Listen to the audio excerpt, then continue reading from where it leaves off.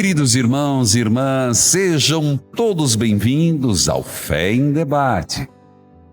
Um programa que se propõe ser catequese permanente, discípulos e missionários do Senhor, conscientes, fervorosos da fé. Você faz o programa. Você é convidado a participar. O tema de hoje: qual parte da Santa Missa você gostaria de compreender melhor? Não existe pergunta bobinha, ingênua. Toda pergunta é uma pergunta e merece resposta. A Eucaristia, na última ceia, na noite em que foi entregue, nosso Salvador instituiu o sacrifício eucarístico de seu corpo e sangue. Por ele, perpétua pelos séculos até que volte o sacrifício da cruz, confiando destarte à Igreja, sua dileta esposa, o memorial de sua morte e ressurreição, sacramento do amor, sinal de unidade, vínculo da caridade, banquete pascal, em que Cristo é recebido como alimento. O Espírito é cumulado de graças e nos dá o penhor da glória futura. Repito, banquete pascal, em que Cristo é recebido como alimento. O Espírito é cumulado de graça e nos é dado o penhor da glória futura. A Eucaristia é fonte e ápice de toda a vida cristã. Perguntas que vão surgindo. Edna Maria: Padre, por que tem missa que o padre não reza o creio? Edna Maria: Edna, a Santa Missa, ela é dividida em vários graus de importância, de festividade. Eu vou explicar. Existe a missa ordinária. Por favor, não entenda a palavra errada. Ordinária é diária. O primeiro grau é memória facultativa. O que é memória facultativa? Geralmente de um santo. Mas por ele não estar em todo o calendário do mundo, ele é facultativo a dioceses, quando o padroeiro ou a uma causa, a uma instituição, uma congregação, a uma situação particular. Segundo grau, uma missa com memória obrigatória. A memória obrigatória, ela é para todos, mas aí só tem a oração do dia. Na memória obrigatória, se mantém a cor litúrgica do dia, se mantém a liturgia do dia. Depois, o terceiro grau chama-se festas. As festas, ela já tem a palavra já diz, uma certa conotação. Então, nesse dia, na festa, a leitura é própria, mas não se tem o creio. Nesse dia, se usa paramentos adequados referente à festa. O quarto grau, e aqui se inclui o domingo, são solenidades. Aí sim, se a solenidade cai no meio da semana, é um dia onde se tem a liturgia própria, as orações, a parte ecológica, as orações do sacerdote, principalmente a oração do dia, das oferendas, pós-comunhão, são próprias da solenidade. Na solenidade se canta o Glória, obrigatoriamente, e reza-se o Creio. solenidades que geralmente são de Cristo, da Virgem Maria ou de algum santo de universalidade. No domingo, todo domingo, filha, se reza o creio. Repito, todo o domingo se reza o creio. O que acontece é que às vezes no domingo, no tempo da quaresma e no tempo do advento, não tem o glória. Mas o creio reza-se todo domingo.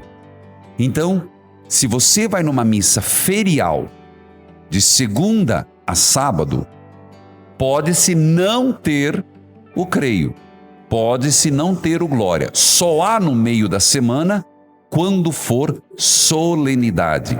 Mas no domingo, obrigatoriamente, por ser uma pequena Páscoa, se reza o creio. Espero ter respondido.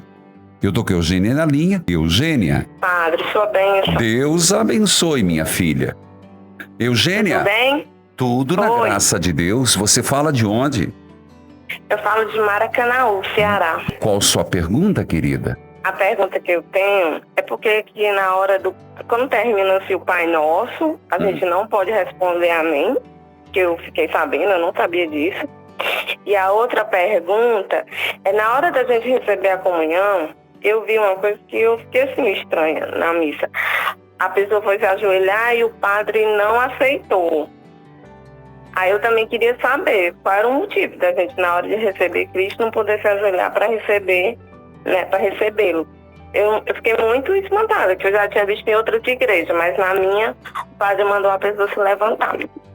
Aí eu queria saber do senhor essas duas respostas. Eu vou Se é responder. errado. Eu vou responder. Ainda. Eugênia. E outra coisa. Oi. Ah, tem mais? Não, eu só queria dizer que tem uma pessoa, assim, que assiste eu todo dia, que é minha mãe, a dona Josefa. Meu abraço, dona Josefa. Eu vou responder a tua Ela deve pergunta. estar agora fazendo almoço. Deve estar chorando. Eugênia, a pergunta sobre o Pai Nosso é que o amém, você começa, rezemos com amor e confiança a oração que o Senhor nos ensinou. Nós rezamos o Pai Nosso, mas logo emendado no Pai Nosso, o padre faz um ecoar do Pai Nosso dizendo: livrai-nos de todos os males, ó Pai, dai-nos hoje a vossa paz. O Pai Nosso termina: não nos deixeis cair em tentação, mas livrai-nos do mal. E o padre faz um eco. O amém ali significa uma conclusão do Pai Nosso. E o Pai Nosso, o amém do Pai Nosso é num terço, o amém do Pai Nosso é num outro momento, mas na missa ele é continuidade. Então realmente não cabe o amém no Pai Nosso, entendeu? Porque logo depois o próprio sacerdote dá uma continuidade: livrai-nos de todos os males e de todos os perigos.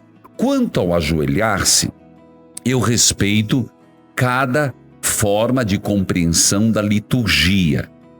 Porém, vamos partir do princípio que o corpo expressa as atitudes. Quando nós... Por que? Vamos começar do início. Quando nós vamos para a liturgia da palavra, nós nos sentamos para escutar, estar bem acomodado, como quem estou aprendendo. Na hora do Santo Evangelho, nós ficamos em pé. Por quê? Sinal de que nós estamos dispostos a escutar a Boa Nova, o Evangelho Boa Nova, acolher de pé, em prontidão, em alerta. O segundo gesto, joelho, estar de joelho. O que é estar de joelho? É prostrar-se. Muitos que foram pedir a cura de Jesus, muitos que foram manifestar a fé em Jesus Cristo, se ajoelhavam em sinal de prostração. Eu parto do princípio e da Sagrada Liturgia que você, tendo recebido Jesus, o ajoelhar-se ajuda a estar contrito. Porque se você se sentar, nada errado, mas a probabilidade de uma distração é maior. Ficar de pé? Não, padre. Padre, Oi. mas a minha pergunta é na hora mesmo de você receber a mão, a Eucaristia ali na mão do ministro. Ah, entendi. Sabe? Pois bem, Entendeu? Eugênia, é um direito, e isso está em praticamente todos os livros de liturgia, o cristão tem direito de receber na mão, na boca, é um direito. E de pé ou ajoelhado, é um direito. É um direito do cristão, quando vai receber a comunhão, na boca, na mão, de pé ou ajoelhado. Isso é um direito. Entendeu? Entendi. Então, assim, não é coisa que o bispo proibiu, porque, assim, o que Eu não ele sei. não recebe mais de joelho. Eu não sei o que o bispo pode legislar na sua diocese. Ah, tá Só que certo. pode, eu não conheço a realidade daí. Eu não sei o que está no diretório litúrgico da diocese. Cada bispo legisla na sua diocese, mas é uma prática comum ter essa orientação litúrgica. Me fiz entender? Tá certo. Tá bom. Entendi. Que Deus abençoe, Eugênio. Tá, muito obrigada. Um abraço. Vamos às perguntas? A Ana Paula está na linha e tem... Gente, não para de chegar pergunta de todos os lados. Ana Paula, Deus abençoe, minha filha. Amém, o senhor também. Você fala de onde, Ana Paula? Todos os dias, Sete Lagoas, Minas Gerais. Sete Lagoas, Minas Gerais. Tá bom. Escuto o senhor todo dia, sou associada. Obrigado, minha filha. É uma emoção falar com o senhor. Pois não, Ana Paula. Qual a sua pergunta, minha querida? É porque nós estamos escutando aqui, eu e meu filho, e ele é coroinha, tá? Tá, parabéns. Ele tá, mãe pergunta, ele tem 10 anos. O porquê da segunda leitura? O porquê da segunda leitura? Isso, é isso. Tá bom. Pedro, ele chama Pedro. Eu vou responder com o maior prazer. Porém, a Josi, por que segunda leitura? Só no domingo e não durante a semana. Veja, primeiro respondo a Josi. Por que só os domingos duas leituras e durante a semana só uma? Porque o domingo, porque a semana é uma missa simples. Primeira leitura, Salmo, Evangelho. No domingo, se tem a segunda leitura, e aqui eu quero explicar. O Evangelho, ele segue o ritmo no tempo pascal, no tempo da quaresma, catecumenal, pascal, ressurreição. Mas, no tempo comum, os evangelhos são escolhidos a partir da vida pública de Jesus. A primeira leitura, ela sempre é escolhida a partir do evangelho. Repito, a primeira leitura sempre escolhida do evangelho. E aqui partilho como eu preparo as minhas homilias. Eu leio o evangelho e depois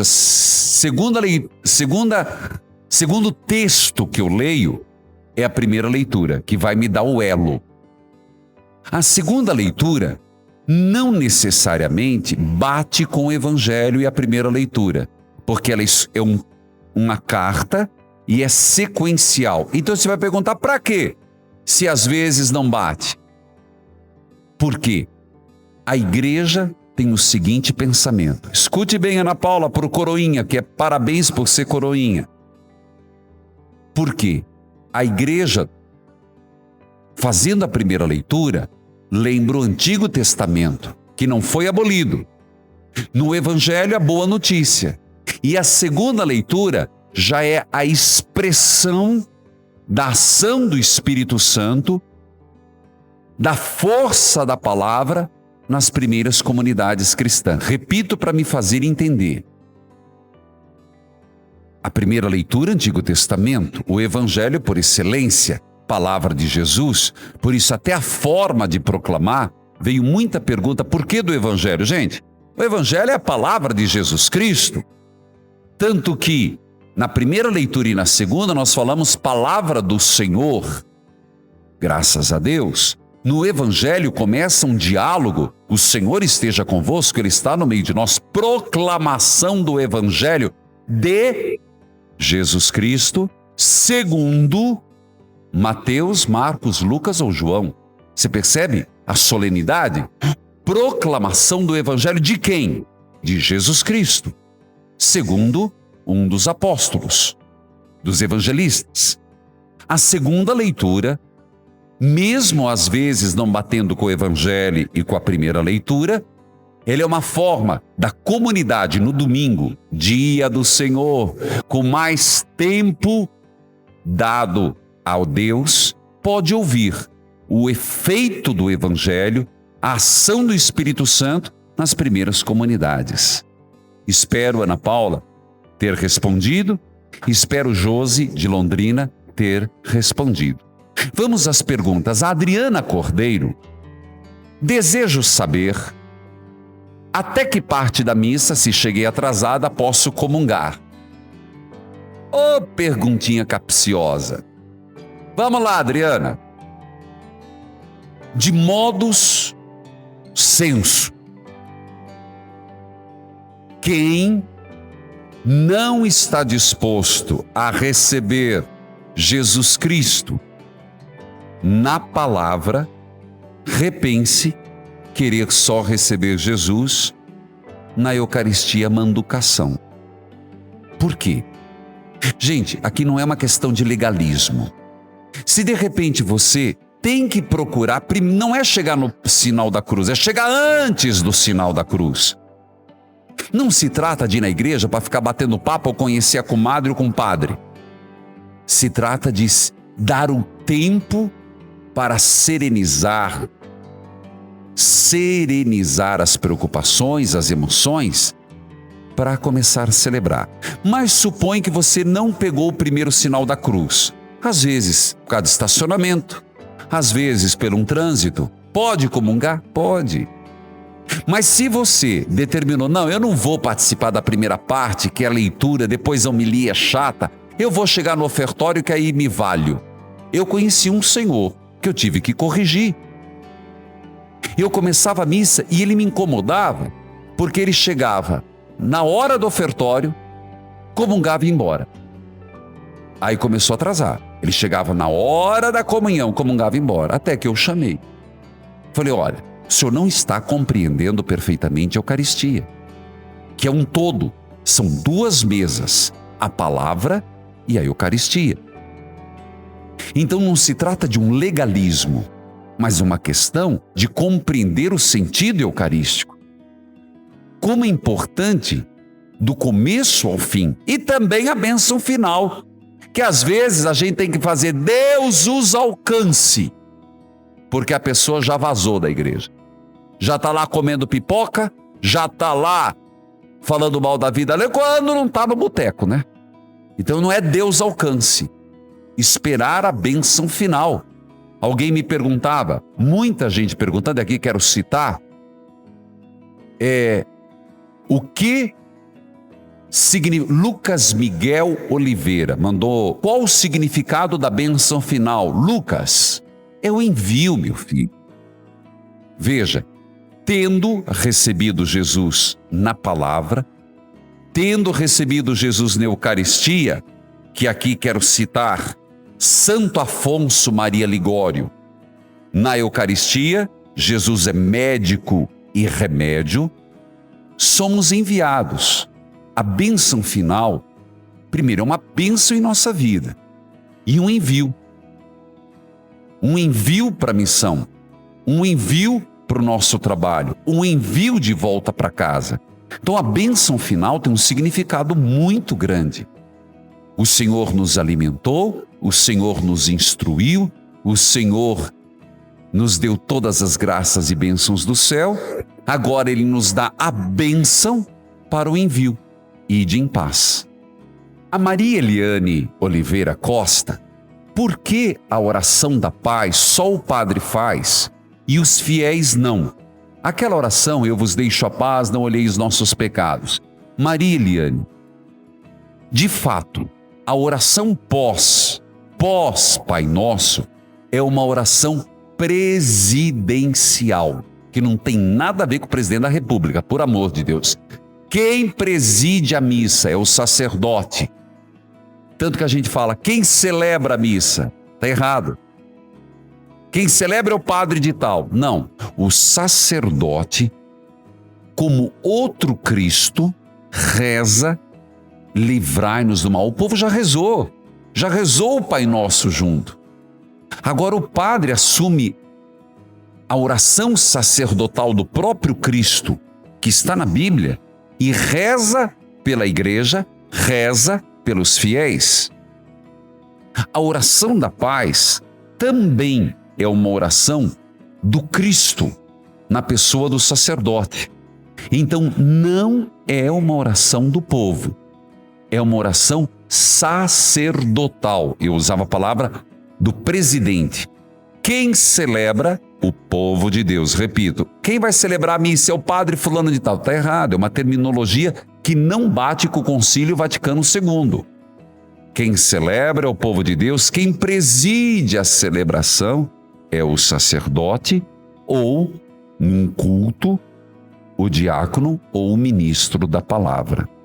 Espero ter respondido. Gente, aqui às vezes a gente quer multiplicar a oração do povo e não valoriza o que tem. Às vezes nós queremos imputar ao povo uma oração sacerdotal que não lhe é próprio. E outras partes, como o amém da doxologia, quando o padre reza, que é só do sacerdote na pessoa do Cristo, por Cristo, com Cristo e em Cristo, a vós, Deus Pai Todo-Poderoso, toda honra e toda glória agora e para sempre. Esse amém tem que ser expressivo. Então, esse diálogo, assembleia, presidente, é muito importante. Bom, é correto fazer a Cecília de Maringá, é correto fazer a encenação do Evangelho na liturgia da missa? Cecília de Minas Gerais, não de Maringá. Cecília, vou dizer de novo, cada bispo pode dizer como funciona na sua diocese. Porém, a orientação geral é a seguinte: que o Evangelho seja proclamado por um padre ou necessariamente por um diácono. Repito, o Evangelho seja proclamado por um padre ou um diácono. Isso se tratando de missa. Sabemos que existem os ministros da palavra para o culto. Estou falando de missa. Algumas dioceses, eu sei, que numa missa para crianças, os bispos permitiram. Mas a regra geral é que seja proclamado. Algumas práticas levam, em virtude de missa de crianças, ser encenado depois da proclamação. Mas, a priori, é encenado. É proclamado. Cecília de Minas Gerais. Perguntas que chegaram.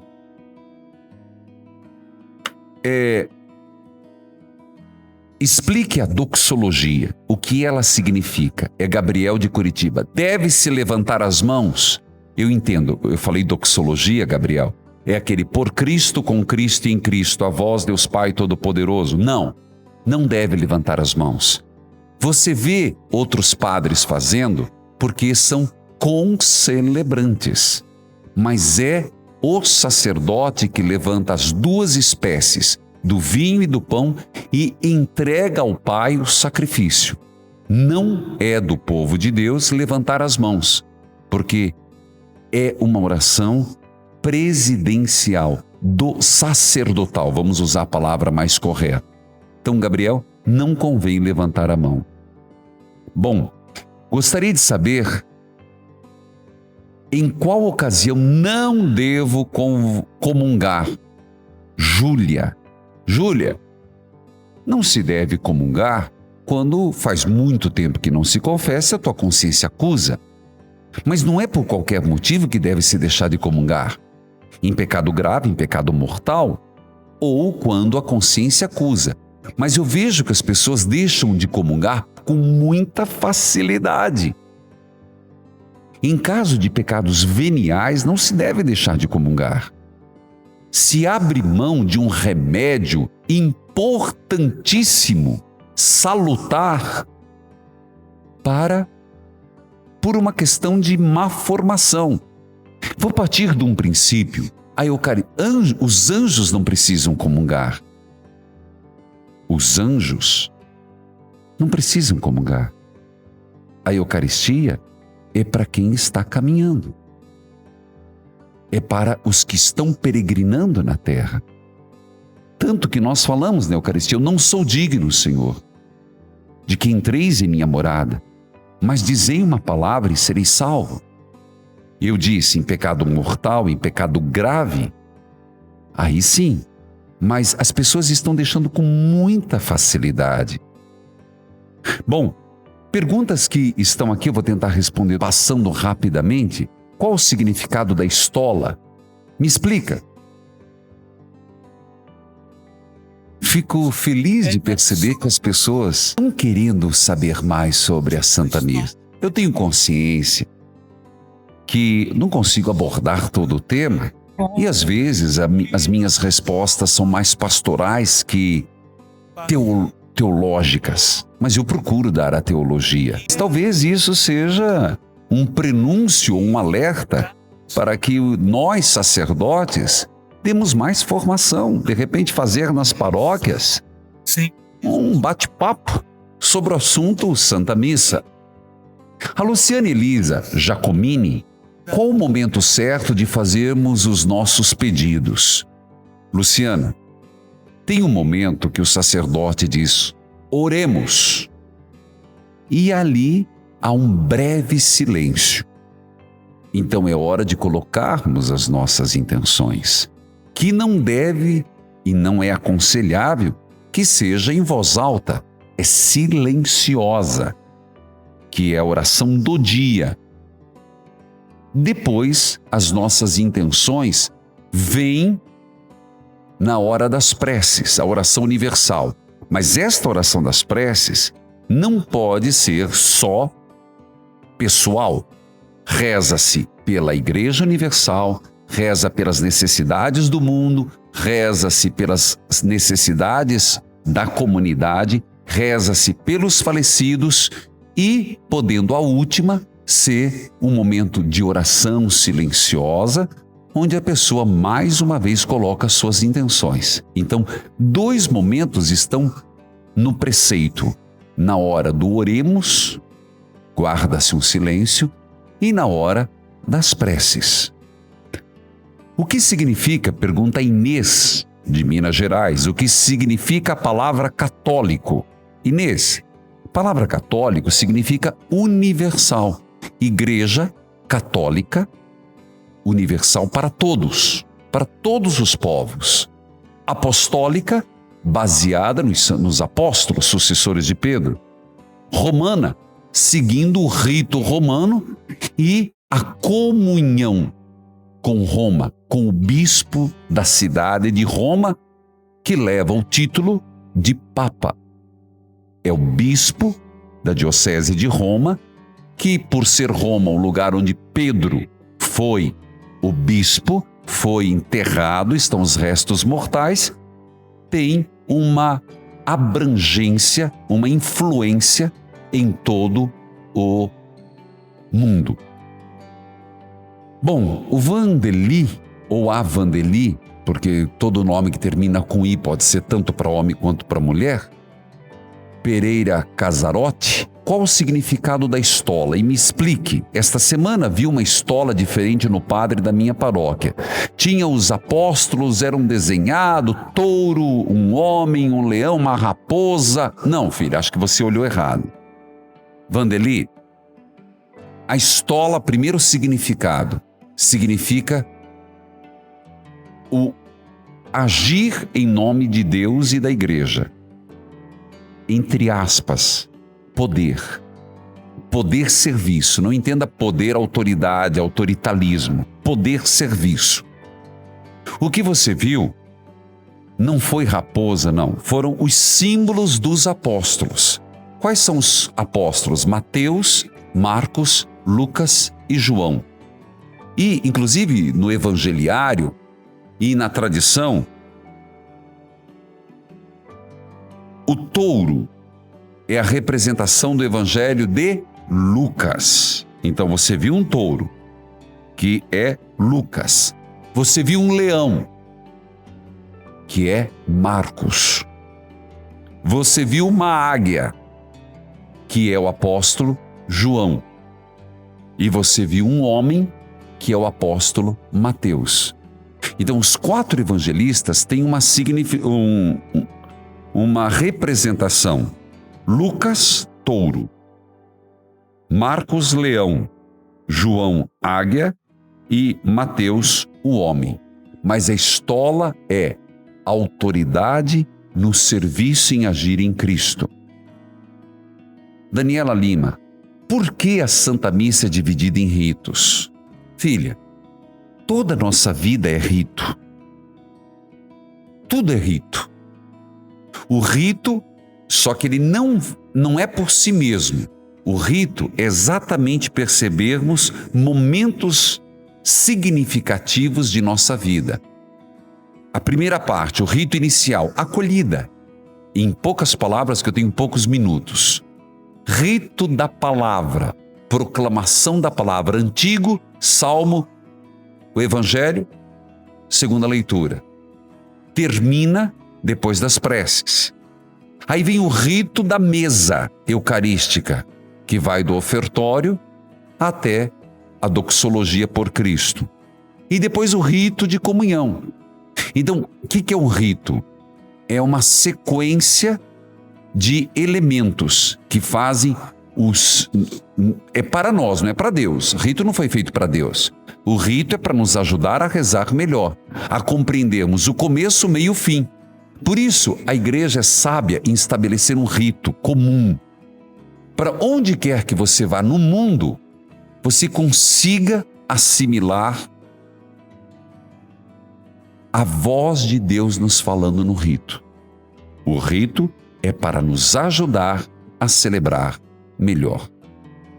Filhos e filhas, ficamos por aqui no Fé em Debate. Espero ter ajudado. Tenho consciência que não é um tema esgotado, mas é um gostinho de quero mais. Que a bênção de Deus esteja com todos. Em nome do Pai, do Filho e do Espírito Santo. Evangelizar é preciso!